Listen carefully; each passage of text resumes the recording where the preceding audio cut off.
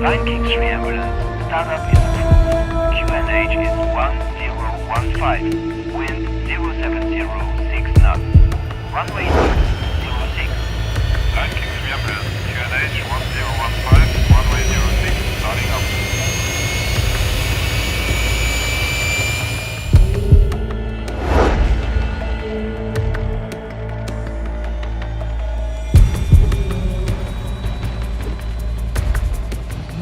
Luxembourg Tower, good morning. Air Rescue 1. Air Rescue 1, pass your message.